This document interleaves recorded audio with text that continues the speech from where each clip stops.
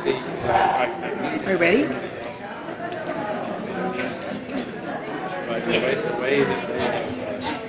Stop.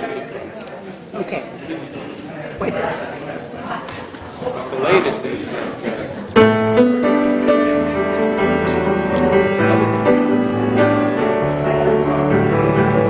Oh, we give thanks for this precious day, for gathered here and those far away, for this time we share with love and care. Oh, we give thanks for this precious day. Oh, we give thanks for this precious day, for those gathered here and those far away, for this time we share with love and care. Oh, we give thanks for this precious day.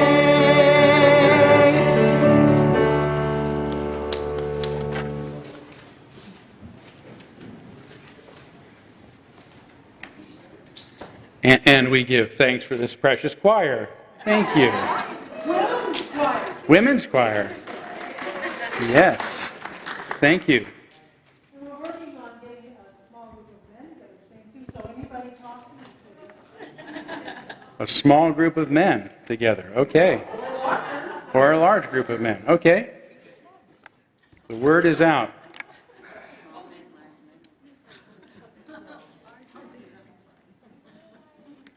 Well, good morning. Welcome to everyone to the Unitarian Universalist Church of Spokane, where our mission is to join together to create a nourishing, liberal religious home and to champion justice, diversity, and environmental stewardship in our wider world, or as we say in short, to create community, find meaning, and work for justice. Welcome to everyone. We begin our service this morning, as we do each Sunday, by welcoming all that you bring with you to this space, to this space, to this world, really. Everywhere you go, we want you to feel that you're at least wholly welcomed by one community here at the Unitarian Universalist Church of Spokane, where we embrace you fully, your beliefs, your background, your experiences, your differences, your lifestyle. All welcome here. So welcome to one and all. That includes everyone in the room with us, those who are used to hearing me say this each Sunday, as well as those who might be hearing it for the first time today. You're equally as welcome. And it also includes the many of you who are streaming with us today. We're always glad to know that you are here. So thanks to one and all. By the way, if you are streaming with us, we want to begin very shortly having a Zoom room that some of you can join to stream the service together, if that makes sense. And then afterwards you can chat or talk, and we'll also have a screen in our fellowship area so that we can even talk back and forth with some of the in-person folks as well as those who are Zooming. But we're going to need a few hosts to put on our list so that there can be folks that can sort of host and share the screen on Sundays. So I won't get any more technical or complicated than that, but if you're streaming and you want to volunteer to be one of our hosts, please text me if you can, or shoot me an email, whatever works for you, so we can make this happen as soon as possible. But for now, it's just always great to have you with us, and we want to be able to interact with you as much as possible too. So, what else is going on today? Let's see. What's going on? Is it a special day today? I can't remember. You can't? Alex, I don't know. Alex and I are scratching our heads. Well, and let's just move on. Maybe it'll come to us later. No? He's giving you a hard time, Mom. No dessert for that kid. Happy Mother's Day. Yes. Thank you. That means a lot. Yes, it is Mother's Day, and it is a day that we have come to actually use to honor mothers, the mothers in our lives, right? And there can be a lot of folks that help mother us through our lives, whether they're our biological moms or not. So it's always a special time to remember them and the importance in our lives, the importance of some who are no longer in our lives. But also I think it is an important day to remember that the origins of Mother's Day was really from mothers who were tired of losing their children to unnecessary warfare. That's how the holiday started. We're at a time now in our world where there is a terrible war going on, where mothers are losing their children again unnecessarily. So I think it's particularly important for us to, not only while being grateful for the mothers in our lives, acknowledging the point of Mother's Day, and that what so many of these loving mothers did by reaching into their pain and their anxiety to organize in a way to reach out to the world and say, no more, no more. This is not how we should be handling our problems and our differences. So thanks to them for their courage. And we shouldn't forget that.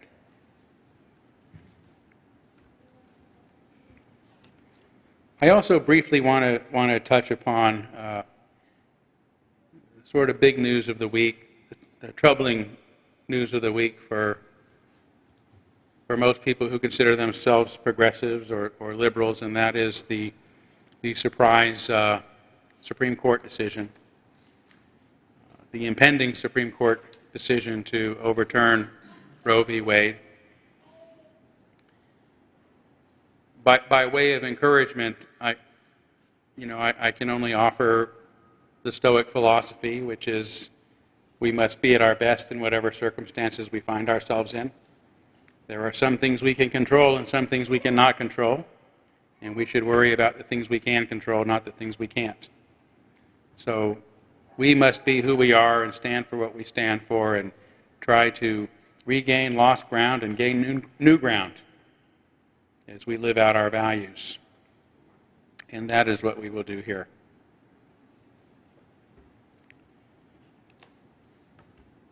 I could say so much more. I'm not going to. So I'll leave it at that. I know it's tough. I know it's tough for a lot of us. It's scary, it's sad, and it makes us angry. So we'll acknowledge those emotions and welcome them here today.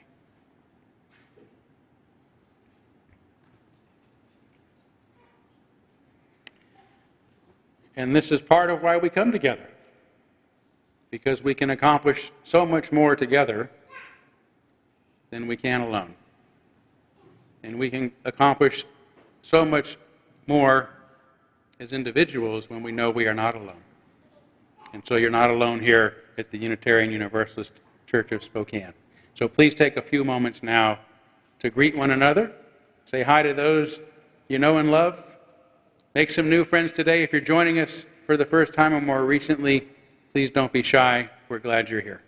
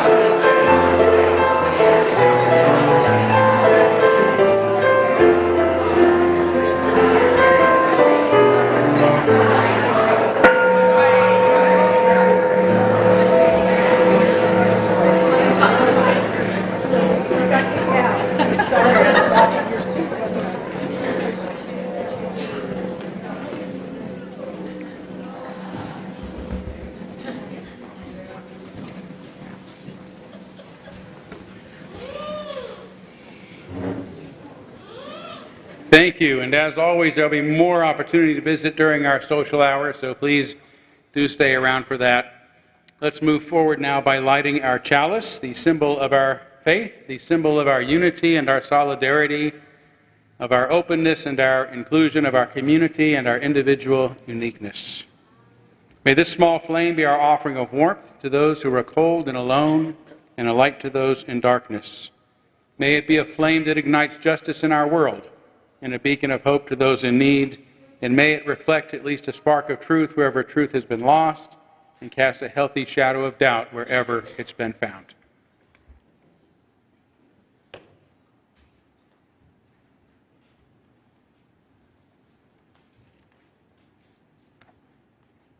If we wish to know about a person, we ask, what is his story? What is her real inmost story? For each of us is a biography, a story. Each of us is a singular narrative which is constructed continually, unconsciously, by, through, and in us, through our perceptions, our feelings, our thoughts, our actions, and not least, our discourse, our spoken narrations.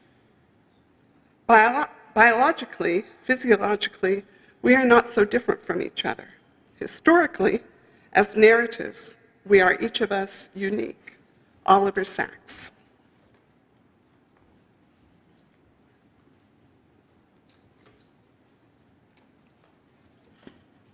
Well, I want to start by saying that this behind me is indeed a women's choir by design. It is not because our men went missing today. And I hope to put together a small men's group for Father's Day. If you're interested, talk to me. Okay, with that out of the way, we are going to sing number 1026, If Every Woman in the World. Please rise as you're willing and able.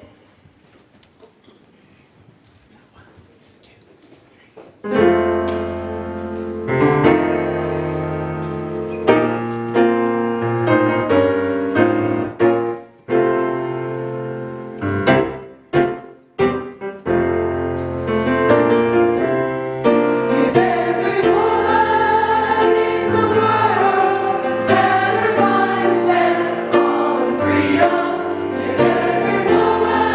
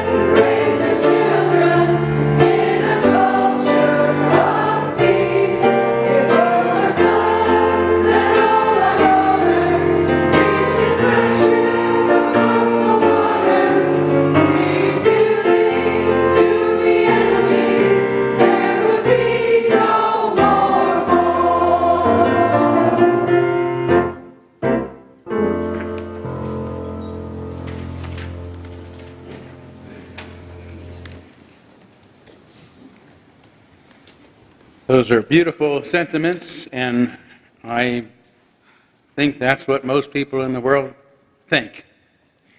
We share that desire. So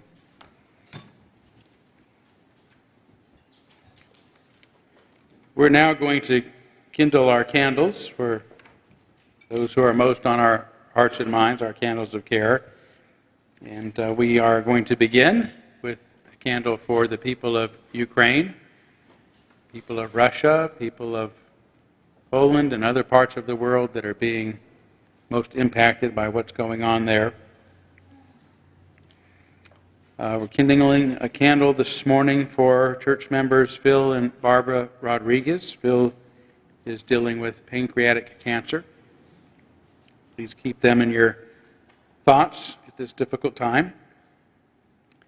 And a candle of celebration for church member Owen Murr, who was a member of the recent honor flight to see the war memorials in Washington, D.C. You can congratulate Owen when you see him again and ask him about his trip. I'm guessing he'll be happy to tell you all about it. Knowing Owen. Let's take a moment of silence now on behalf of others that you might be thinking of, and as always, you're welcome to name them aloud at this time if you'd like.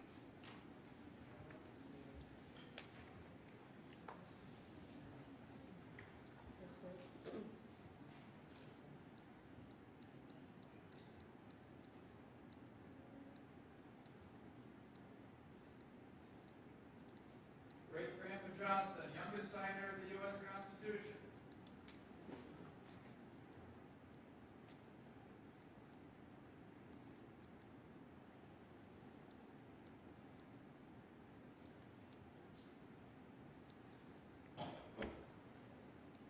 Those named aloud and those embraced in our silence and all those who are suffering in our world at this hour, we hold in our community with compassion. And we now gratefully give and receive this morning's offering, which helps sustain our community and our mission to the larger world.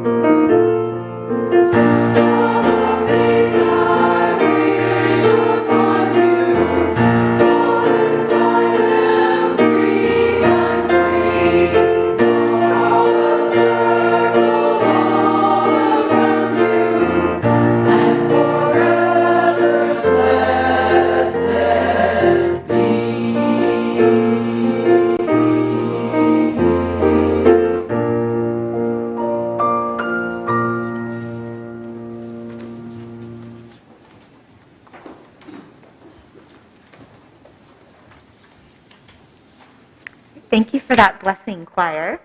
At this point, I'd like to invite all children to come forward for a story. Come on down. Good to see you all. Right, so on this Mother's Day, I want to tell you about an important conversation that Theodore Parker had with his mother when he was 5 years old. Raise your hand if you're 5. I thought we had a 5-year-old. How exciting. And some of you who have already been 5. Raise your hand if you've already been 5. Yes, good. So his story takes place a long time ago, before the Civil War. Young Theodore was walking in the fields of his farm one day, absent-mindedly swinging a stick through the tall grasses. It was summertime, and a gentle breeze cut through the warmth of the shining sun. He stopped to watch the water bubble in the creek, and then he noticed a turtle sunning itself on a rock. He'd seen other boys use their sticks to hit turtles and other animals. It was part of what the kids thought was fun. Oftentimes children, and grown-ups too, are copycats, so they mimic the behavior of others who seem bigger and stronger than themselves. Young Theodore wanted to be like the other boys he'd seen, so he raised his stick into the air, taking aim and preparing to knock the turtle into the water. But then something stopped him. Something seemed wrong about that situation. He looked again at the turtle, quiet, peaceful, enjoying the summer day just like he was. Had the turtle ever hurt him? Was the turtle so different than himself? Slowly, he lowered the stick and walked home, thinking about what had happened. When he got home, his mother was there to greet him, and he told her about what happened. She listened very carefully to Theodore, and listened especially carefully when he related how some strange force inside of him had stopped him from hitting the little animal. "Theodore," she said, "that force inside you was the voice of conscience. Always pay attention to it. Follow what your conscience tells you. It's your moral compass that points you in the right direction. If you honor your conscience, you'll never go wrong in this world." Well, he followed his mother's good advice, and he became a champion of the defenseless who needed defending, fighting to end slavery and increase women's rights. He was an inspirational Unitarian minister who felt a sense of kinship with the whole family of creation. And it all started one summer day when he was just a 5-year-old, a child who saw a turtle and decided to do what was right. And now join me in singing our children to Children's Chapel.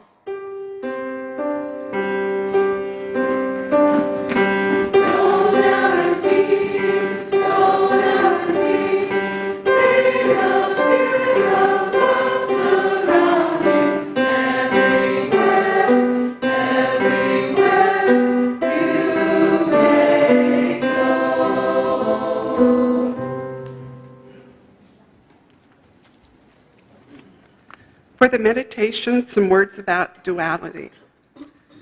How do you live in the world on a daily basis in a lifestyle that has to deal with both sides of the coin of thinking, positive and negative, both sides of the coin of feeling, pleasure and pain, and both sides of the coin of being, human and divine?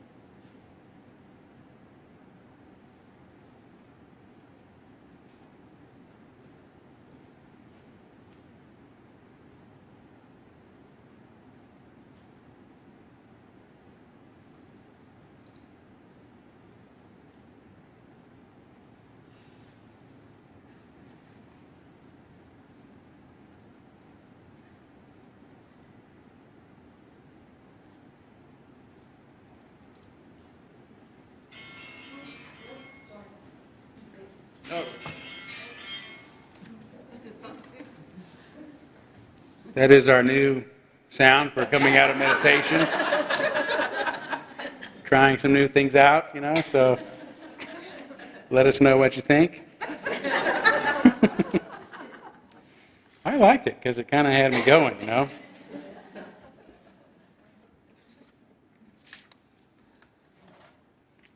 The meditation is so relaxing that sometimes I don't want to stop. I just want to sit there. So that's exactly the kind of sound we need.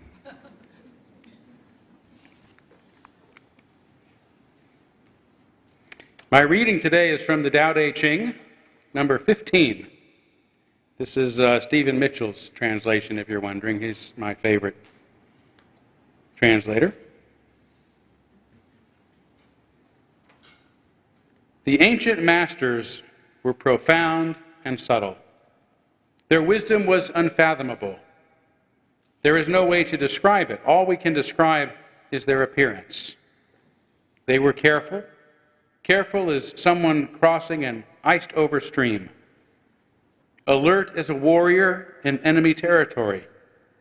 Courteous as a guest. Fluid as melting ice. Shapeable as a block of wood. Receptive as a valley. Clear as a glass of water.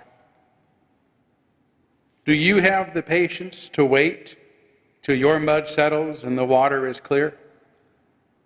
Can you remain unmoving till the right action arises by itself? The Master doesn't seek fulfillment, not seeking, not expecting. She is present and can welcome all things.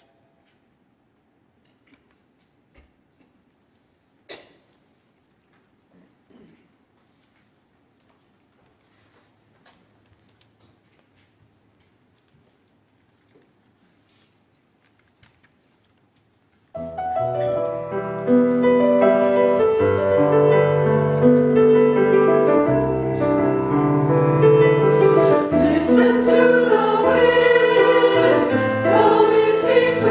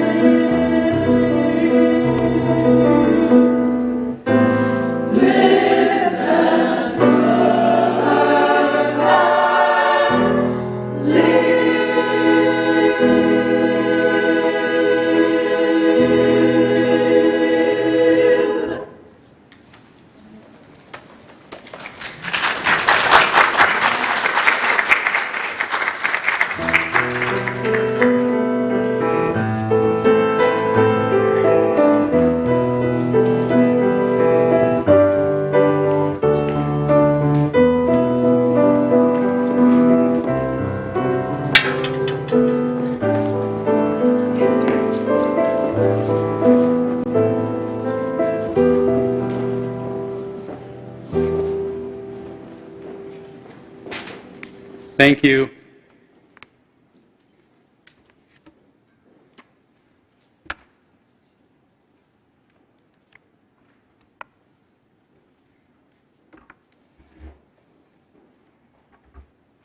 Our choir doesn't want to hear the same sermon twice, but I got to listen to them sing twice.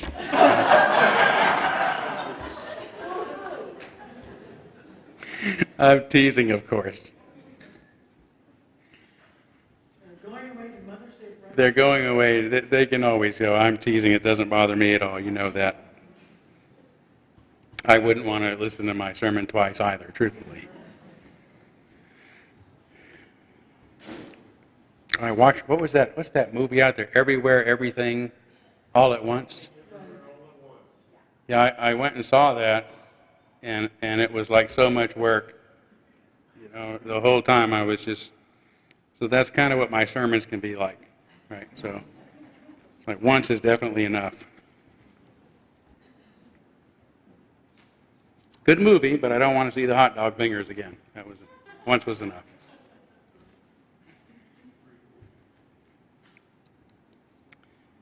So I want to start by talking about it. For those who are familiar with the Hebrew Scriptures, it's called the Old Testament often in our culture, with at least the mythical beginnings of the Hebrew people. According to the story, just 3 months into their 40-year journey through the wilderness, the Hebrew people received their marching orders, so to speak. That's when the story says that Moses received the 10 Commandments while on a mountain in the desert of Sinai. The very first command, the starting point of the religion of a people who were also at the very start of their journey, states as follows: I am the Lord your God. You shall have no strange gods before me. You shall not make to thyself any graven thing, nor the likeness of anything that is in heaven above or in the earth beneath, nor of those things that are in the waters under the earth. You shall not adore them nor serve them. So the very first commandment is a warning against idolatry, the crafting and worship of fabricated images. Given what the story tells us about this entity, what little we know of this entity up to this point, it makes sense that it doesn't want us worshiping objects.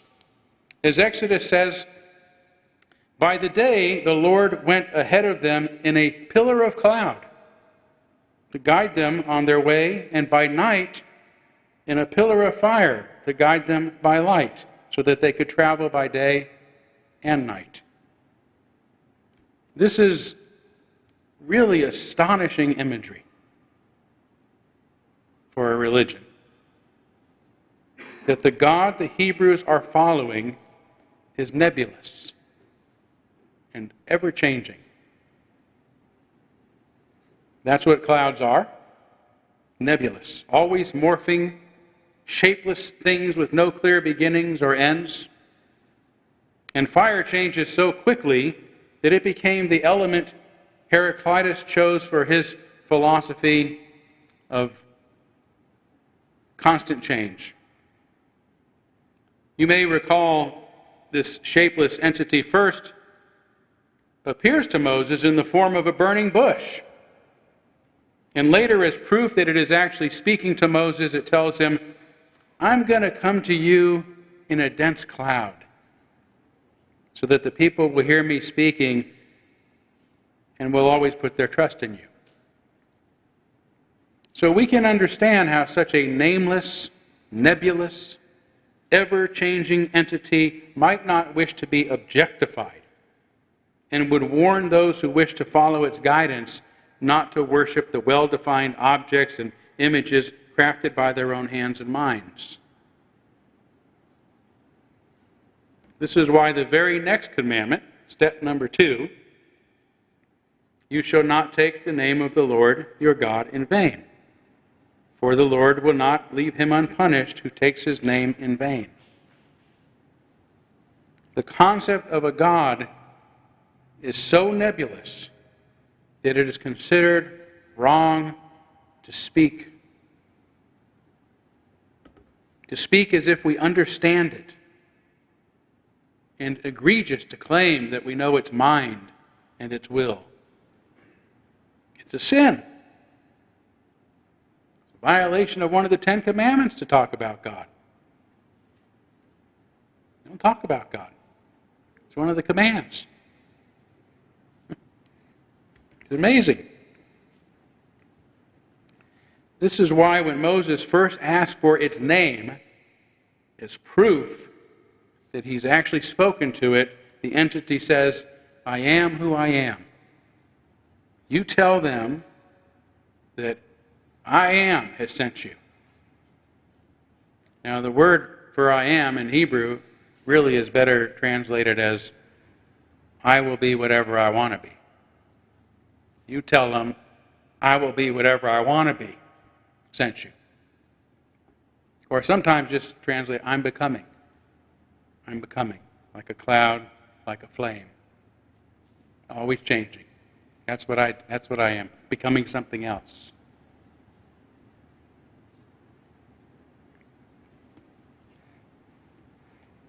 This is a being that refuses to be put in a box, to be confined by definition, to be turned into a graven image. And this is a very different idea of God than the one that is at the heart of many religions we're familiar with. This shapeless, changing God that doesn't want to be defined, named, or even spoken of. The opposite of this type of God is idolatry. The erection of false gods constructed by our own hands and minds. Be they constructed images, theological dogmas and creeds, or just the things and beliefs that we craft for ourselves in everyday life, then cling to them as if they are objective truth. For truth in reality is like the entity guiding the Hebrews through the uncertainty of the desert. The truth is nameless, shapeless, changing, with boundaries so soft and shifty that we cannot tell where it begins and where it ends. But when we forget who this command is coming from and obey only its first line, which usually when you ask what's the first commandment, people say, have no other gods before me. Well, no, there's a lot more to it than that.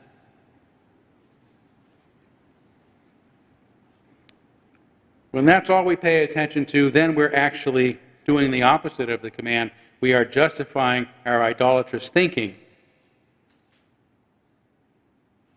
The very opposite of the first step necessary for the spiritual journey. The first step necessary for the spiritual journey is to let go of knowing, to let go of certainty.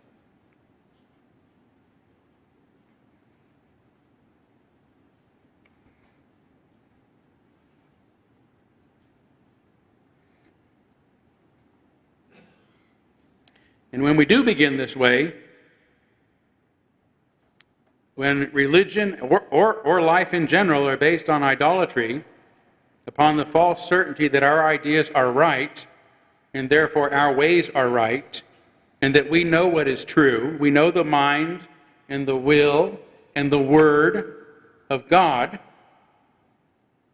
its name, shape, and unchanging ways, then we justify a life in a religion of intolerance and self-righteousness and delusion. It's delusional to think we know the truth, because we don't. There's another story in the Hebrew Scriptures about a man named Micah who was obsessed with silver. So much so that he stole 1,100 shekels from his own mother. And when she discovers his betrayal, Michael returns the silver, which his mother then consecrates to Yahweh, which, by the way, is not the name of the Hebrew God. It was a tetragram. It was just 4 symbols that were put there because it was such taboo to ever say its name. that they had just these 4 dots. And when we translated it, we gave it vowels so that we could have a word. Right? Jehovah or Yahweh, just according to which vowels you put in. But as I said earlier, we're hooked on phonics. So we've got to have a word we can actually pronounce. But it's not a word you can pronounce, Yahweh. So that's not the name.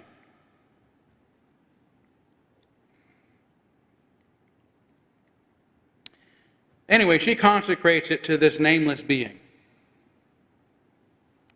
by having it actually refined, having this silver refined, believe it or not, into a graven image. She makes an idol out of it. And she gives it to Micah. And Micah worships the idol that she fashions. He makes a shrine for it in his home. And then he hires a priest to oversee this self-constructed religion he's running out of his house, which pleases him to no end, until one day 600 soldiers from another clan are passing through and they take everything. They take the idol, they take the scriptures that Micah had carved into stone, they took the priest's clothes, and they even took the priest. He was left with nothing. And upon discovering what happened, distraught Michael convinces as many of his friends and neighbors as possible to go out in pursuit of these soldiers, hoping that he can retrieve his idol. And when he catches up with them, they ask, "What's the matter?" Micah says, "You've taken my gods, which I have made, and the priest, and you've gone away. What more do I have? So how can you even ask me what the matter is?" But Micah and his friends are vastly outnumbered, and just as soon as they're threatened with violence, he must return home with nothing.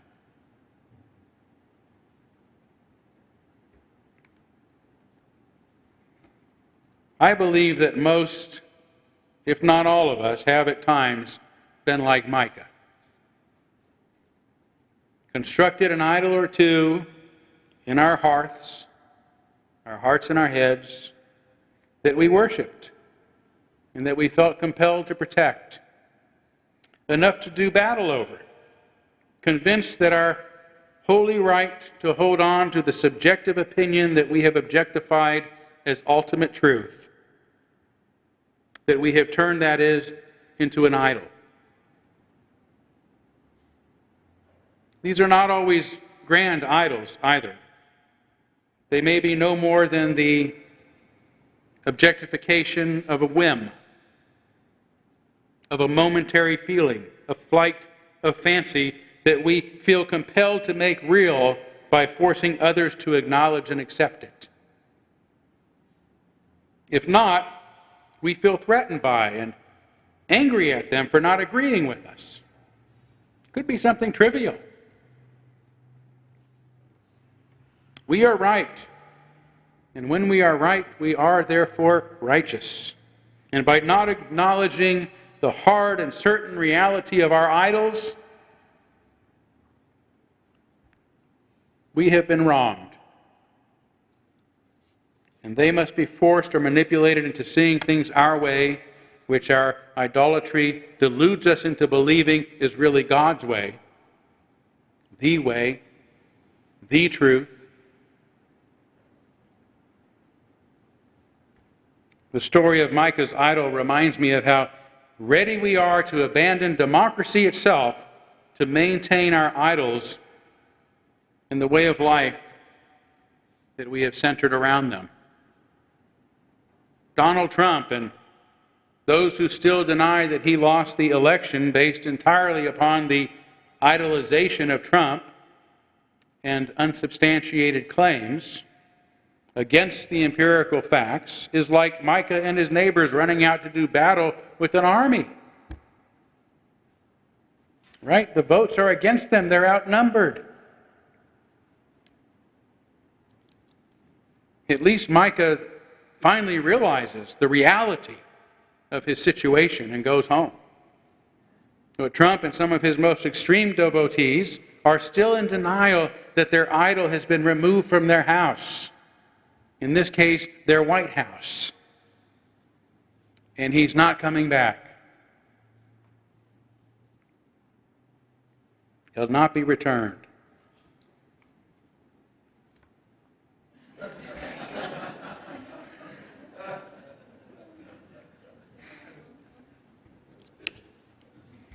I don't know which way to pray on that. But in 2023, I should say 2020, in 23 years of ministry in our liberal religion, I have seen this same phenomenon oft occur in our own communities, which by definition are supposed to be devoted to democratic principles.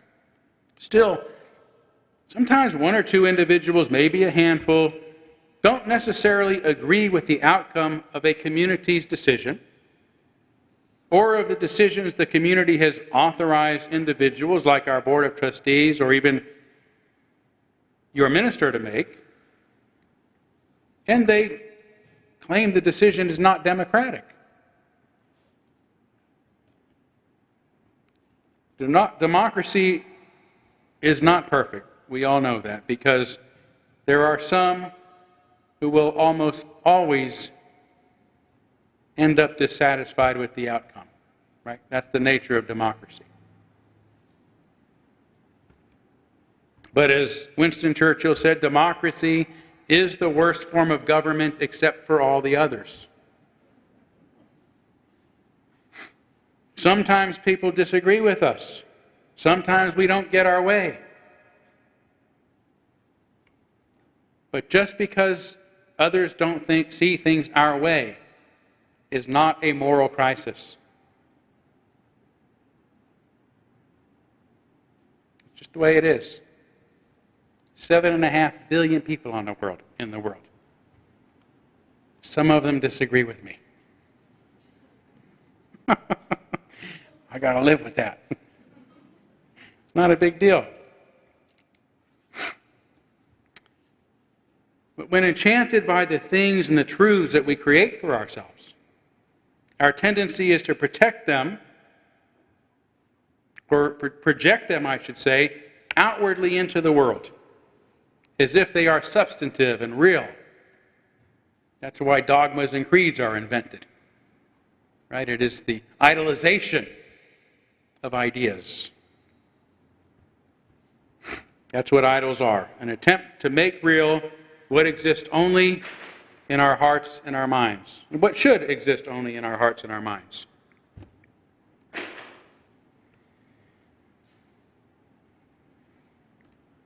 They're distorted attempts to resolve life's perennial problems. It's questions of truth, the desire for certainty and the avoidance of doubt, the wish to know the difference between good and evil, to fully grasp the underlying nature of reality, and to know for sure the meaning and purposes of our own lives. These are big questions. They are an attempt to feel certain in an uncertain world. But these perennial problems are like the nebulous entity guiding the Hebrew children through the wilderness, nameless, shapeless, shifting, indiscernible. They are the journey that we are on. But few can bear living life in such a fog of unknowing, as mystics in the midst of the mystery of our existence. It's more comfortable to delude ourselves and to reinforce our delusions by forcing others to revere our idols just as much as we do. Many of us, like Micah, succumb to such pressure. Remember, Micah started off taking his mother's silver. Perhaps he would have fashioned his own authentic images of the world.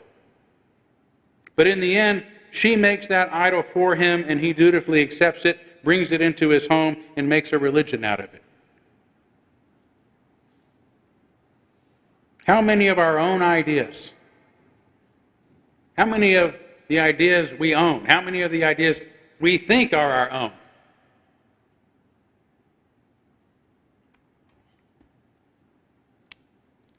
How many of them were fashioned for us by somebody else? How many of them were handed down to us from our forebears?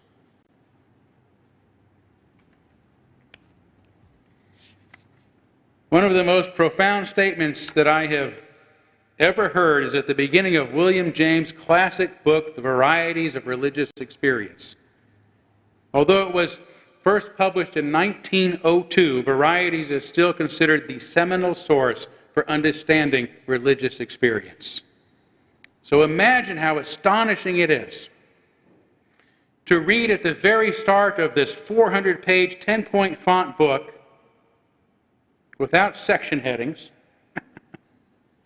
That's how they wrote back then.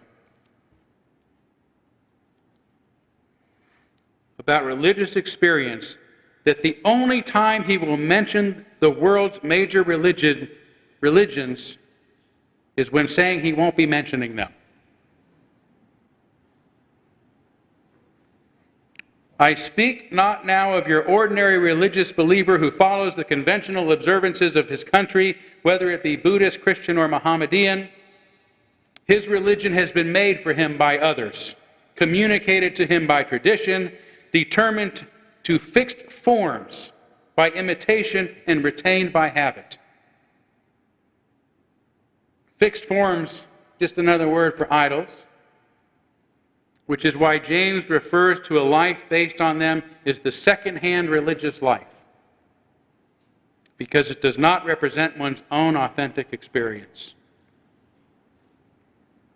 So in one sweeping sentence, this seminal work about religious experience, James dismisses all the world religions, he says, because it would profit us little to study them.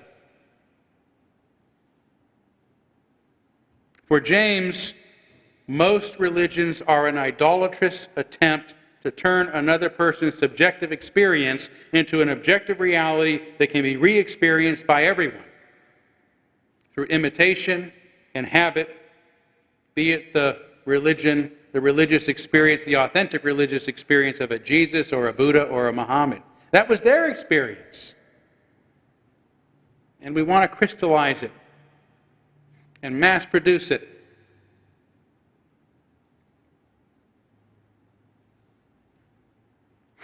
But again, I'm not talking strictly about religious beliefs here. I'm talking about how many of us instinctively react to the world in our everyday lives. Here's the process. It begins, like everything else, with stimulus and response. Just as photons caused minute responses from our photosensitive, single-celled ancestors, any sort of experience causes a response from us, although ours can be very complicated responses, because we're more complicated than our single-celled ancestors.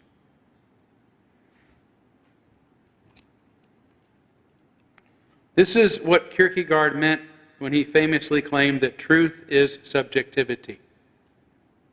Not that there isn't an objective truth, or at least what we might call an empirical reality outside of ourselves, outside our heads, but it is not possible for us to fully understand it outside of our own subjective experiences of it. Over the centuries, we've developed a few mechanisms for helping our subjective understanding of the world better jive with objective reality, science, logic, empiricism. But even then, whatever you experience is subject to our limited understanding, to our psychological state, and to our emotional and ideological biases. This is why it's better to just let the mystery be, to learn to wander about the wilderness with a mindset of awe and of wonder, walking humbly with our nameless, shapeless, shifting God, than making a hard idol of our own beliefs just so that we can feel safe and secure and certain in a sometimes unsafe, insecure, and always uncertain world. But again, this isn't only about grand religious and philosophical ideas. It's about the ordinary tendency to have a subjective experience, then to objectify it by making an idol of it through projection, right? Through putting it out into the world as if it's something real, or at least something beyond our subjective experiences. And finally, to moralize our opinion. So if you want to remember the process, it's really simple, despite how complicated I've made it sound. Subjectify, objectify, moralize. Subjectify, objectify, moralize. That's what we do. That's how it works. We have a subjective experience, we objectify it, and then we moralize it. Make an idol of it. The example that I often use to get this point across is two friends who've come out of a movie. Okay? While inside the theater, each has had their own subjective experience of the movie they watched together. Right? They sat in silence, they watched it, it impacted them emotionally, they had thoughts. It was a subjective experience of the movie. Okay? Outside, one says, "That was a great movie." And the other says, "Are you nuts? It was terrible. Hot dog fingers." Right? And as the conversation continues, their disagreement worsens to the point that they end up angry at each other. And notice that neither begins by describing their subjective responses to the film and leaving it that, right? They don't say, "I didn't enjoy it," or "I did enjoy it." Right? Instead, they immediately describe their subjective experience in objective terms, as if their feelings, reflect something objectively true about the movie. It was great. It was terrible. Right? We've objectified it. We've had a feeling, a subjective experience. Something intrinsically about this movie was great. Something intrinsically about it is terrible. That is a very simple example of idolatry, of making an idol out of an idea, an emotion, an experience, and it is usual. When we speak of our subjective experiences, our internal responses to external stimuli, we tend to immediately objectify them by speaking as if what we are feeling indicates something empirically true about the world. It's good. It's bad. Instead of, "I didn't like it. I didn't care much for it. Didn't do much for me." Or, I found it to be very moving. Made me hungry for hot dogs. Wish I had a bun. Right? That movie is terrible. Brussels sprouts are gross. Star Wars is better than Star Trek, when we know it is the other way around.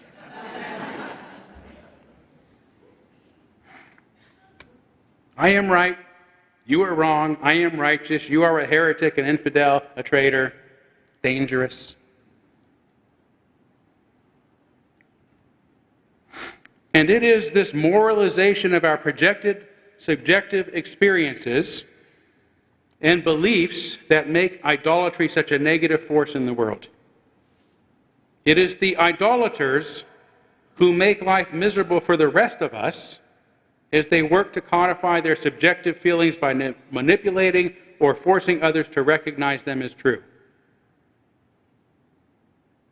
And in the age of social media, the ability to make idols out of our lived experience is easier than ever, by allowing millions of individuals to share every random thought and personal feeling they have with thousands of people who are actually referred to as their followers.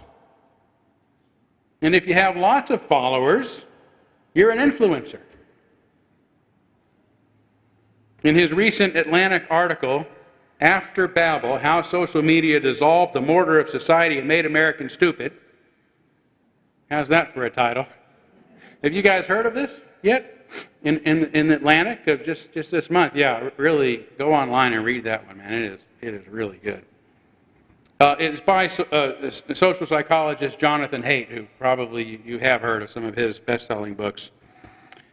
Anyway, he explains that initially these social platforms were relatively harmless when they were just an advanced extension of our ability to send communications to one another.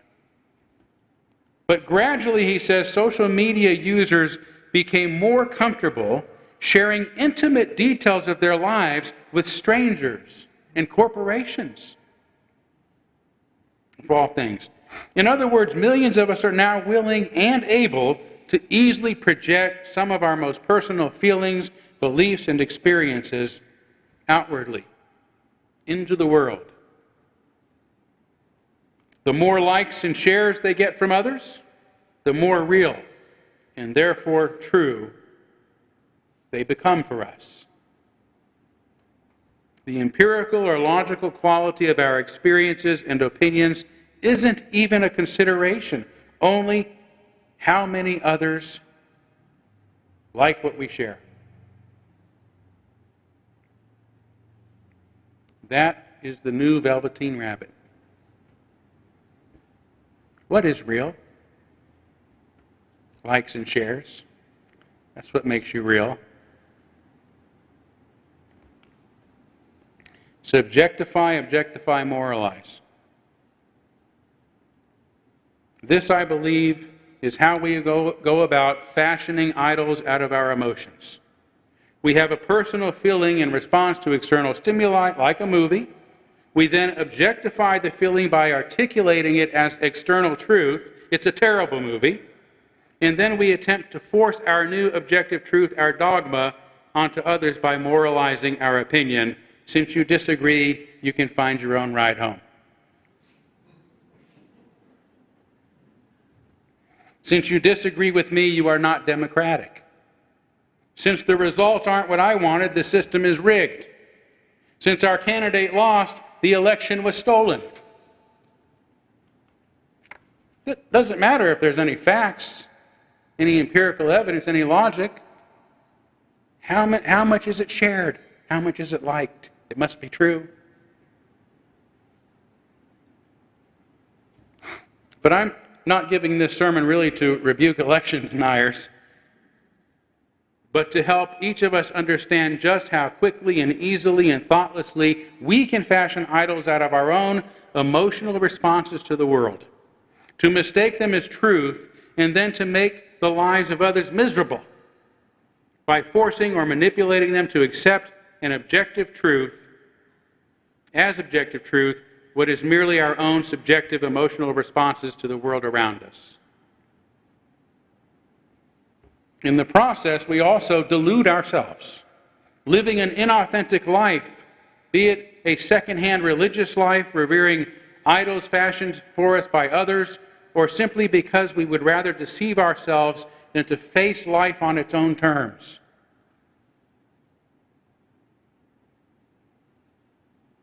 We would rather be comfortable than uncertain.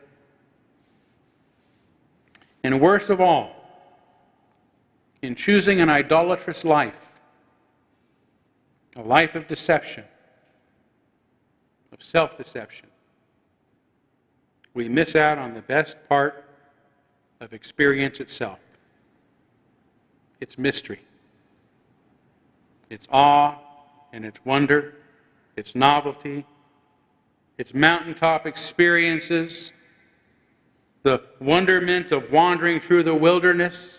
Its wildness and its mouth-dropping astonishments that occur only when we let go of our need to feel certain and to be in control. Think about it. When were all the best, most moving, transformative experiences for you? When you were in control?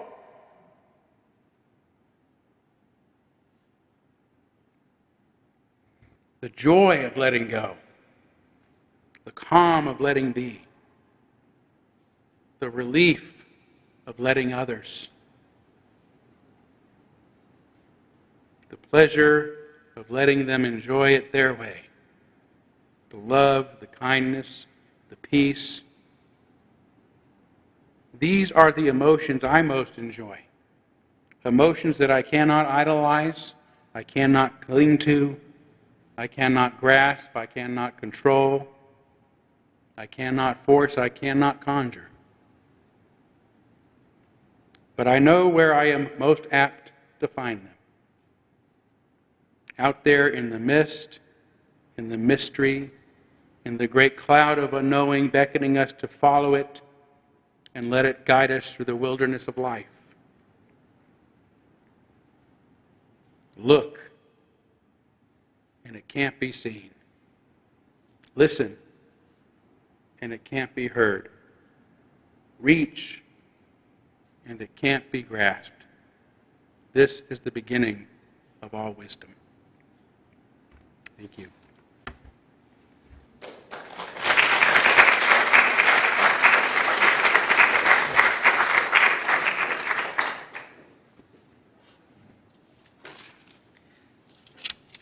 Well, we're going to sing a favorite of mine, at least. Please rise as you're willing and able to sing I Can See Clearly Now, Johnny Nash, words and music.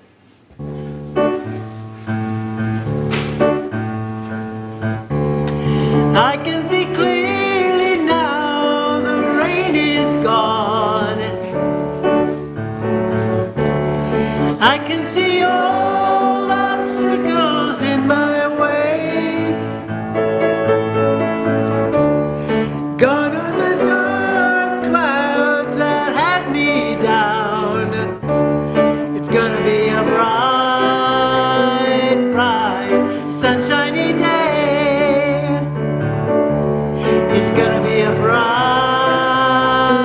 bright, sunshiny day. I think I can make it now, the pain is gone. All of the bad feelings have disappeared. Here is that rainbow I've been praying for. It's gonna be a bright, bright, sunshiny day. Look all around, there's nothing but blue skies. Look straight ahead, there's nothing but blue skies. Ah, ah,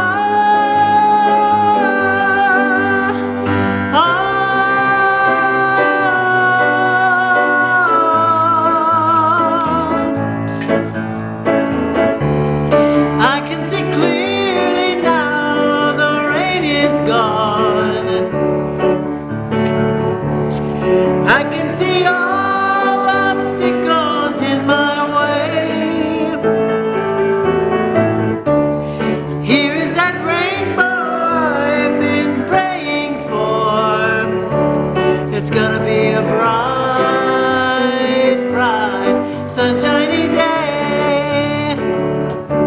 It's gonna be a bright, bright, sunshiny day.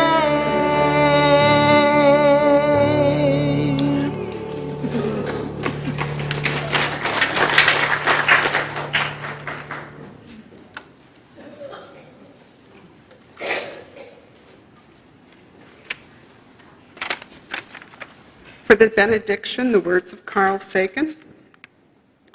Every one of us is, in the cosmic perspective, precious. If a human disagrees with you, let him live. In 100 billion galaxies, you will not find another.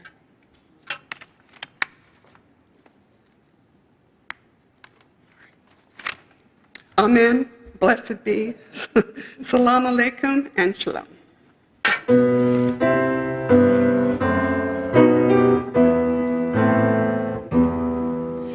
Shalom Haverim, Shalom Haverim, Shalom, Shalom, Shalom Haverim, Shalom Haverim, Shalom.